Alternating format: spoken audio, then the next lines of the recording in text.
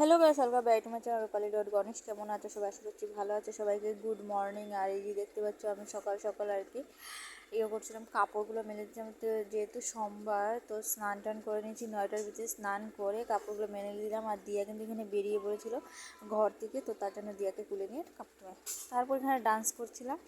আসলে বক্সে গান বাজছিল, তো তার জন্য ডান্স করছিলাম আর বিছনাগুলো তুলছিলাম। তখন বাজে 10টা, তখন আমি বিছনা তুলছিলাম। যেহেতু 9টার সময় উঠেছি, স্নান করেছি, তো তার জন্য সব কিছু করে বাসি কাজ করে চাটা খেয়ে তারপর এখানে ডান্স করছিলাম আমি।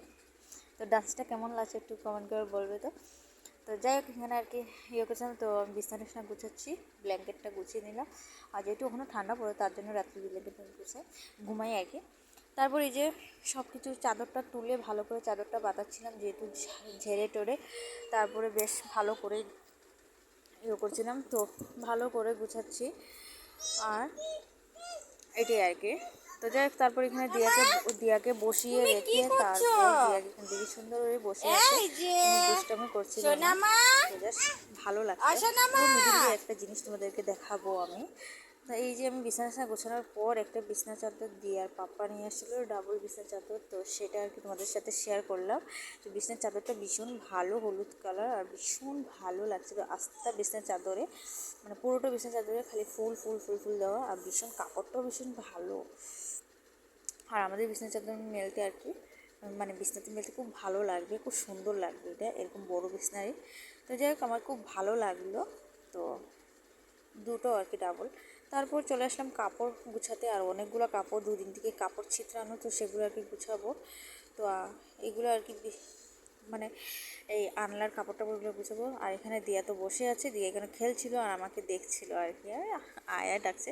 তো যাই এখানে গুছাচ্ছি, মোটামুটি কাপড় কমপ্লিট, মোটামুটি গোছানো কমপ্লিটই হয়ে যাচ্ছে। তো সেগুলো আর কি আনলাতে প্রচুর কাপড়, আনলাতে জায়গা হচ্ছে না, একসময় ছিল না, আর এখন কত কাপড় জায়গা দিচ্ছে পারছিলাম না। তো যাই এখানে আর কি অনেকগুলো এই যে গুছাচ্ছিলাম, এগুলো জায়গা গুছিয়ে তারপরে জলের বোতল আর কি ভরছিলাম। তো এই জায়গাটা একটু চিত্রান ছিল, তো ভাবলাম যে না, এই জায়গাটাও গুছিয়ে নিই। আজকে অনেক জায়গায় আমি গুছিয়েছি।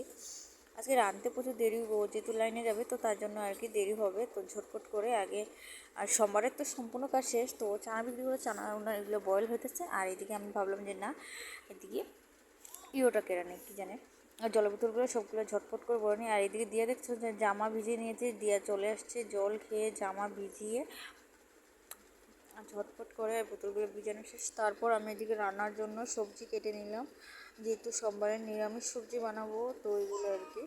তো রান্নার জন্য প্রস্তুতি নিলাম, আর এদিকে গল্প করছিলাম, রান্না করছিলাম। তো যাই হোক, এখানে আর কি ঝটপট করে কাপড় বলছিলাম, তো ওখানে আর কি আলুগুলো কাটছিলাম ভালো করে, একটু ভালো করে আলু কাটতে লাগছিলাম, যে হাসছিলাম আর আলু কাটছিলাম, তো মজা লাগছিল আর কি। তো একটা গল্প করছিলাম, তো এই গল্পটা মনে হচ্ছে না, যখন এডিটিং করছি তো মনে হচ্ছে না।